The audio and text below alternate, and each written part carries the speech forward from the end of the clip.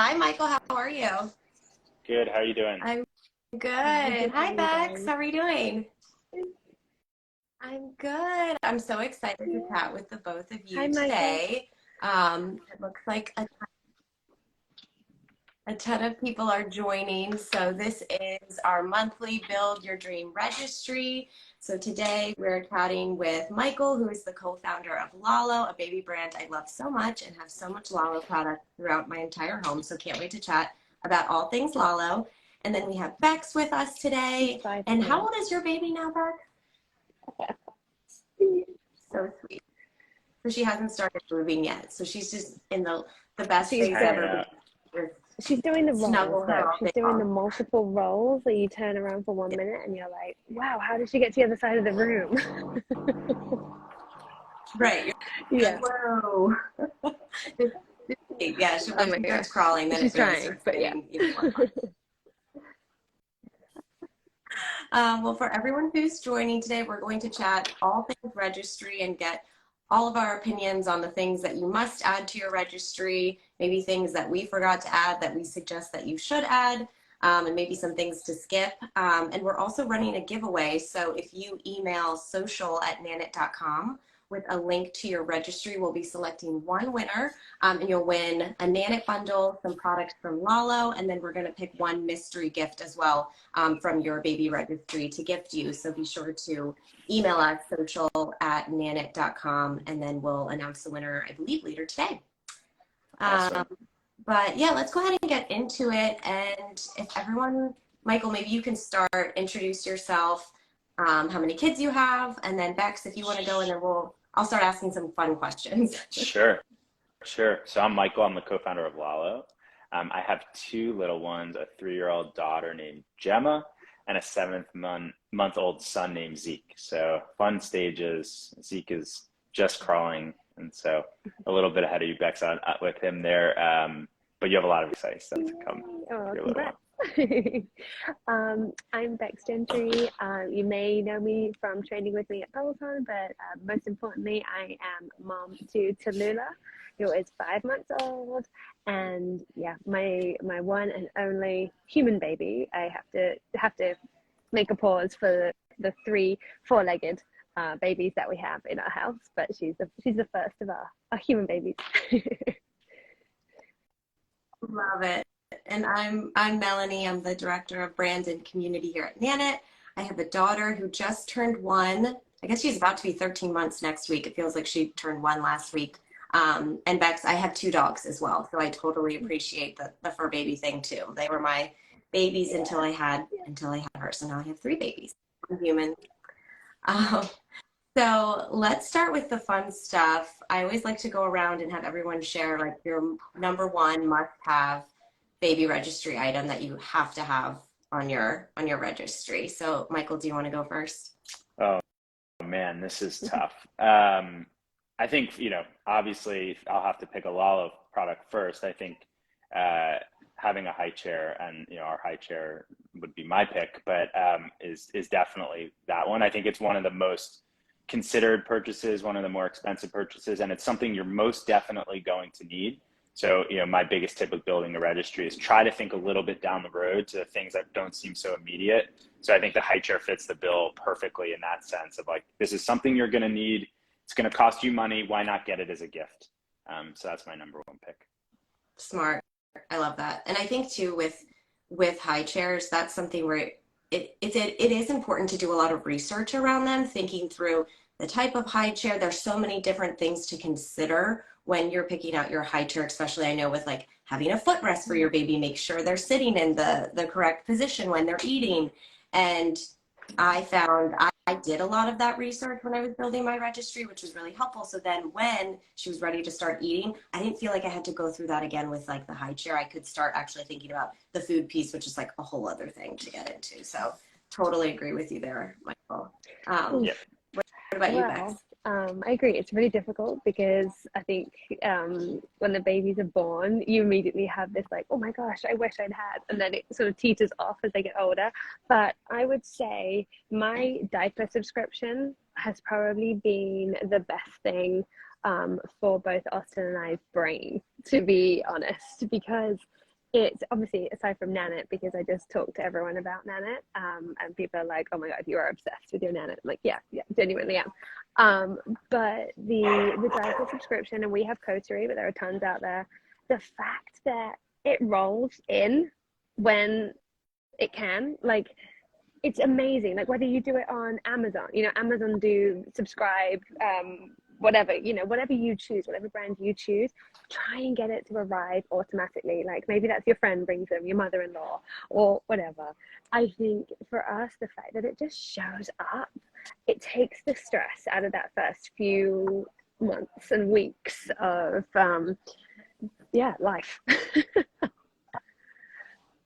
Yeah, I totally agree. We use Coterie diapers as well. And one thing I'll say about them is a subscription service is amazing, but I love theirs specifically Yes. because they text you when it's about to ship. I want to say like a week before. And then at that time, you can through text say, actually, no, ship now. I need to change the diaper size. Like, I want to add on wipes. So the convenience factor, especially a new parent, and I think the whole time you're a parent, like anything that's convenient, it's going to make your life a little bit easier, is like a must have. You can size up. Like, if you've forgotten even the fact that your baby might be growing, somehow that text allows you to be like, actually, no, crap, I need size 2 now.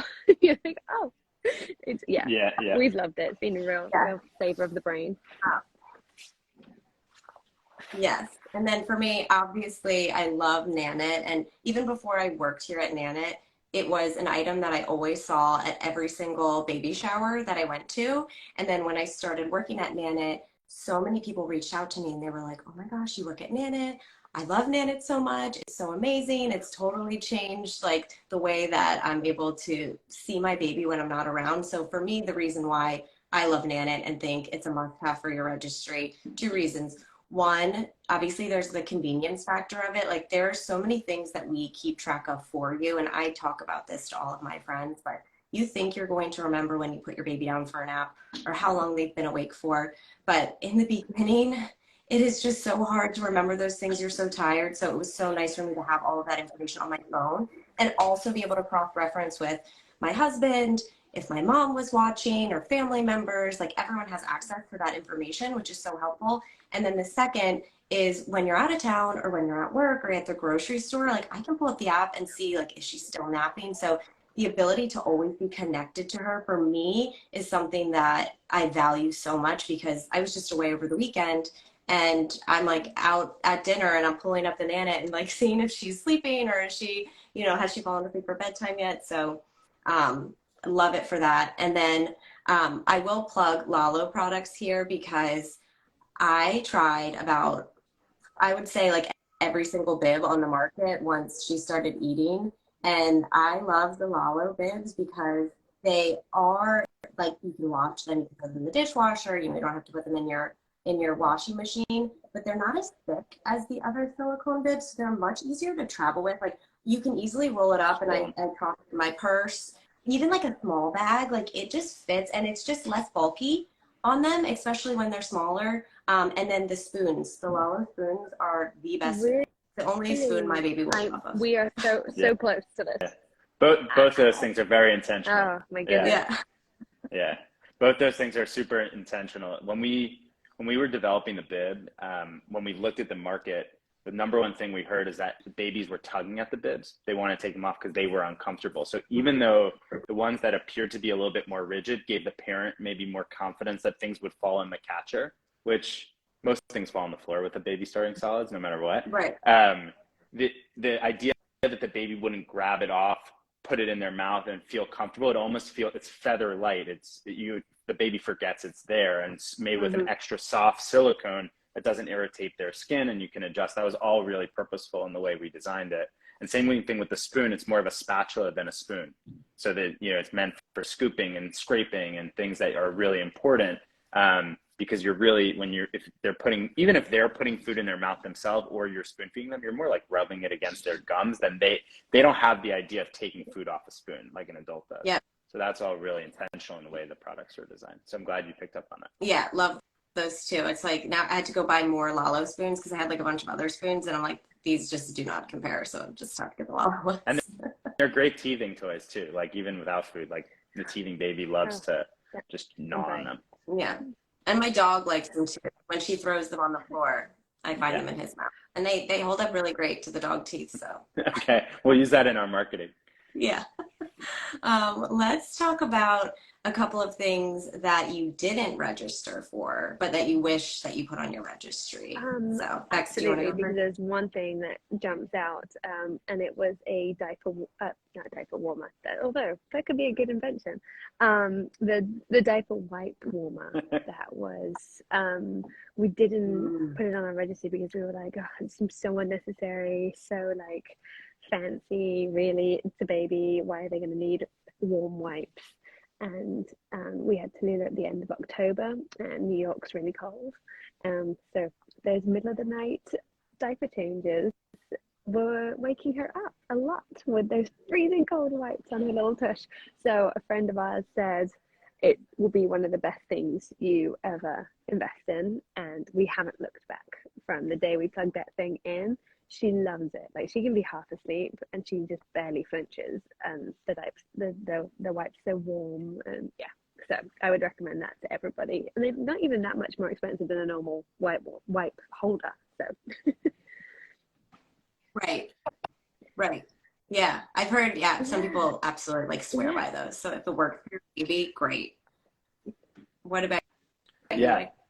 I would say it's probably tied to the new Nanit like sound machine and light that you guys recently launched. So something that would serve the purpose of a sound machine, but also night light and okay to wake clock, and something that would last that time, I think is so critical. I mean, we just had like a basic sound machine, but then we had to buy something else and buy something. So like multi-use functional product, like if I was registering again, I would absolutely register for that product because those products have been so helpful with my daughter. So I wish I would have, if we waited 7 months to have our baby, then we could have registered for it. But for anybody that's registering now, that would be something I'd definitely add.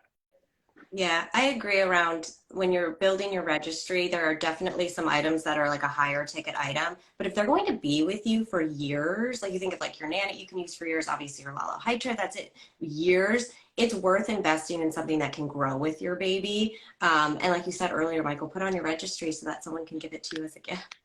Yeah. But I agree actually about the sound machine piece, and something I love about our new sound machine is that it does have 8 hours of battery. So it's great for travel too, because that's something I didn't really think about is had a sound machine for, in the house, but what about when you're like in the car, especially when they're little, they're sleeping everywhere. So it's really nice to have something that's the same noise too, because they get used to things that you can easily bring with you. But that's something I definitely didn't consider as much when I was building my registry. Like I was building it for my house, but I wasn't considering, okay, like what happens when I'm out or we travel or we do these things, like what other items might I need, or do the items I have travel? That I can't wait to get the new Nanit one, because when we travel, we have our Nanit with us and it's on our phones, and then we put white noise on our phones. But then obviously one of us hasn't got our monitor then. So because the phone stays in the room. So when you guys launched, like, or when you emailed about that product, I was like, thank God we both get our monitors back. And like, because it's just, you don't think that like so much stuff. And it's so cute. Literally sitting in my office because I had someone, this is also a guest room. And so I had one in here for guests. So I love that it's compact, and the light as well, because having that like nice comforting light. So, like, we definitely set up our routine to be like lights included. So to have that as well, oh my gosh, it's going to be amazing. Susan's going to love it. One last thing about our sound machine, and then I'll stop talking about it. But the light on our sound machine is very, like, it can be bright, like bright enough for reading or to really set like a nice mood before bedtime. Then also incredibly good for like the middle of the night diaper changes when you don't want to wake up the baby, but you obviously need to like see what's going on. So it's really flexible there, which I love, and endless color options with the lights too. I know a lot of people like to pick the type of light for nighttime or wake, so just lots of options. Okay, Michael, I have a question for you. So we've been doing these events for months now. I want to say maybe at least 6 months, and usually it's all moms. So this is our first time that we've had a dad on. So would love to get your perspective on two things. The first is, how can dads get involved in the registry building process? Because I think a lot of times, like, the moms just have a lot of opinions on things, and maybe they're building it. So how can dads really be a part of that? And then once you get to that, I have one more question. Yeah, sure. Well, I'm happy, I guess, take pride in being the first dad. I would say have an opinion. It's cool to be a part of the process. Why not, right? Parenting is not a mom only thing, a woman only thing. This is, it's a joint thing. There absolutely are things that you should support, and there are definitely parts of the registry that I think you can register for products catered to moms. I saw someone in the chat recommend the Haka pump, which is just, it's not actually a pump, but it's collecting excess milk. There's different ways to use it. That product was awesome for my wife. Loved that product.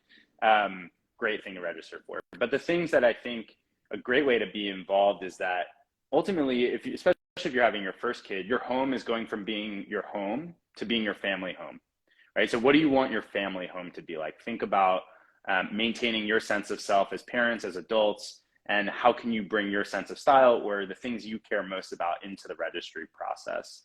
And I just think it's not cool to just yes along, like, have an opinion, do the research, be a part of the process, because I think it will build excitement for what's to come. Yeah, I love that. Speaking up. And that's helpful, because I feel like women too, like, when you're pregnant, there's just so many decisions. So to be able to, like, hand off certain things is nice. Yeah. I mean, there's a stat that parents make 1,000 decisions on things to purchase in the first year of their child's life. It's a lot of freaking decisions, right? That's why we created Lalo, so that you could have one brand for as many of those decisions as possible, and the brand you can trust. But it's a lot of decisions. There's also so many other decisions, especially for a biological mother, in birthing a child, like that. There's a whole nother set, like, take some of that burden and, figure out what your baby needs. Yeah. And that leads me into my next question is tips for, the supporting partner, the father, during that fourth trimester. Like, how can you support the birthing partner, and, like, any tips that you have, or anything you learned, especially that you've had 2 children now?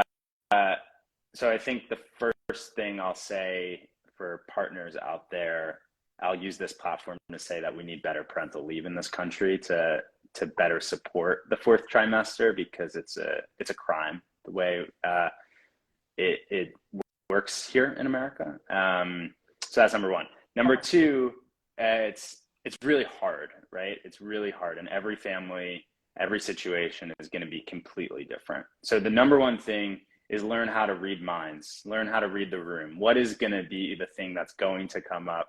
How can you get ahead of it? Every day is going to be unpredictable. So if there are going to be a million chores, find the thing that's yours. And I think for us, we're people that are not great on routine. Trying to become routine was really helpful. So find chores or tasks or things that are exclusively yours as the partner, so that it's not one more thing that the mother needs to think about. So if you can, make it yours, you own it, you're responsible. It doesn't need to be a partner micromanaging another partner, barking orders, etc. It's yours, own it, be a part of it, and take one more thing off their plate and make sure it is exclusively on your plate. I love that.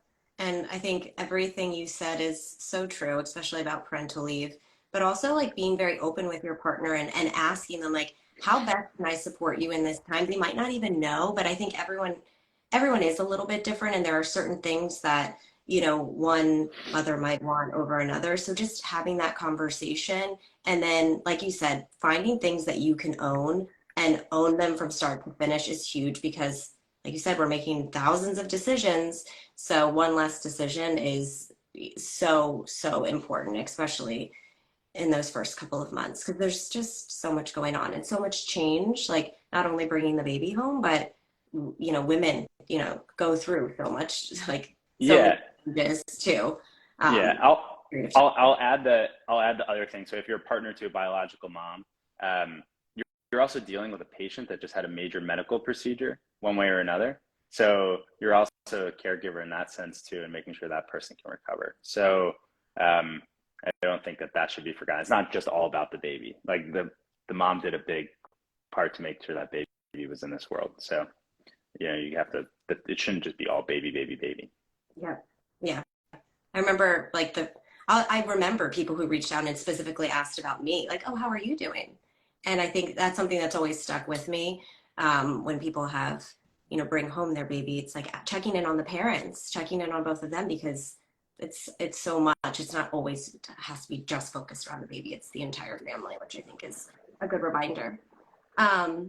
Okay, so shifting gears, we have a couple more minutes left. What is an item you registered for but didn't end up using? Becs, oh my gosh.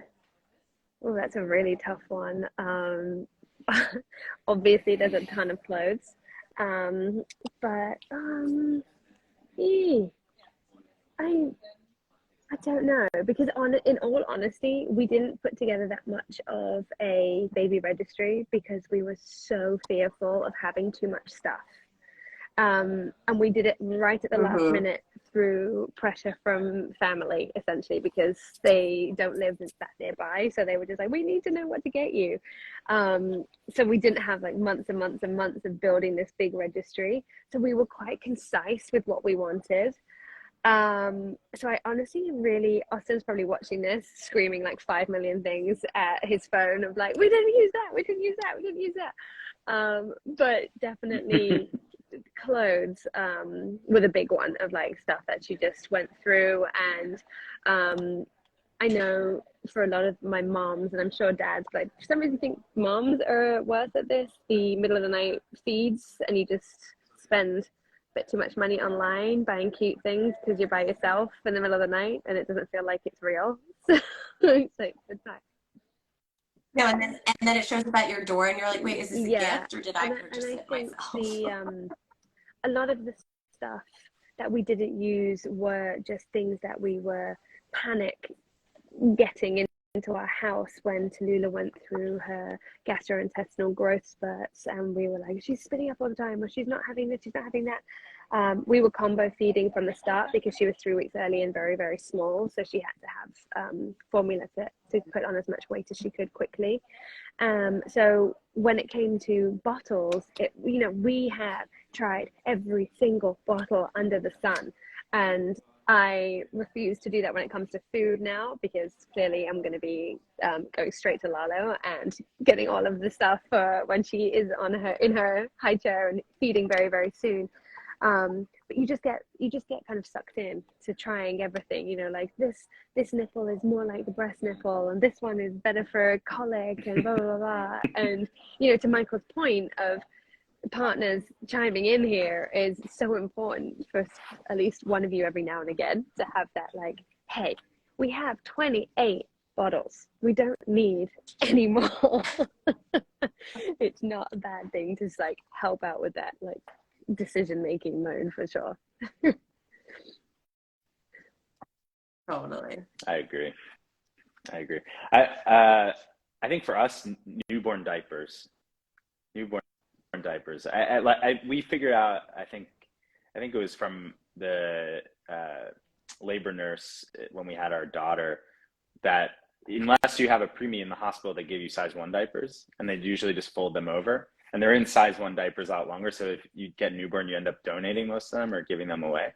So unless you're obviously dealing with a preemie. So newborn diapers, I think, are something, if you're going to register for diapers, which I think are a great call, start at size 1. Just go right into size 1 if you can. Yeah, and also you can get, like, at the hospital, I had a very small baby. She was only 5 pounds, so she actually did wear preemie diapers, even though she was not a preemie. But they gave me all of those diapers at the hospital, so I didn't take them home. Yeah, take them home. And I mean, our nurses were so amazing. I mean, I can't say enough things, but they literally said to me, every time I walk in this room, I want you to ask me for diapers and wipes, and then you home. And so to that point, you don't need the smaller diapers. because they are going to spend so much more time in the size 1. And then I feel like once they get to size 3, they're literally in it for like 8 months. Yeah. So get those diapers, bring as much home from the hospital. And then if you need to order 1 or 2 more boxes, you can, but at least you're not going to have diapers that you can't use. And always size up at night too. Go up 1 size at night so they just have more room so they're not going through their diapers. I was the same as you, Bex, where definitely registered for too many clothes and we did not find out the gender, and that was very intentional. Like, we wanted to be surprised, but then I also was like, I don't want to overbuy. I still found a way to overbuy, and she didn't wear half the things. And they really don't. First, I would say 3 months they wear onesies, like zippers. Just get the zipper ones, save yourself some time and a headache in the middle of the night. And that's what they live in. That's all they need. Yeah. The one thing I will add to my registry is, and actually, Michael, it's because you sort of brought up the whole partner looking after somebody who's gone through a pretty traumatic, even if it was a smooth thing, you've had a big deal on your body. I didn't add enough stuff for my self-care onto the registry. So I did find myself sort of Googling and panic buying extra nursing bras, extra pads for my bras, extra lotions, and just healing things for me personally. That's the stuff that we didn't have because we didn't know what was going to happen. And I had a vaginal birth in the end, so I wasn't recovering from surgery, but still there was a lot of recovering involved in that. And I think to have it seemed a bit, I don't know, I just didn't want to add like the nice care sets for myself on there because I just, it's all about the baby. And looking back, I kind of wish I had have done the like lovely soaks in the bath to help me heal and just have those things on hand for those moments when other people were looking after Tallulah and told me to go upstairs and take half an hour to myself, and knowing that they were actually suitable for my condition at the time instead of just like guessing whether these Epsom salts, are they okay or should I not be using those? Totally. Yeah, that's a great point. I also didn't register for any of that stuff. And then I ended up ordering a bunch of it in the hospital. So in hindsight, I should have added that. And I think that's also a good point too, like when going to like baby showers or when you're gifting, like just something for the mom in that period of time, because like she most likely is not putting it on her registry. I feel like everyone I talk to always says, oh, I didn't do that. I just completely forgot. I was just tunnel vision on the baby. So this was a lovely conversation. Any parting advice? Michael, I feel like you probably have the most advice because you're the most seasoned parent here. So I'll put you on the spot. Yeah, I think the main thing is don't, try to think ahead. That early stage flies by really quick. There's so much development and growth that happens in the initial time. So a lot of those early stage things, they come and go. You'll always have that friend or aunt that buys you the cashmere blanket. Leave it off the registry, put things you're going to need, diapers, creams, wipes, whatever, things for yourself, like you said. And try to, these decisions really aren't make or break at the end of the day.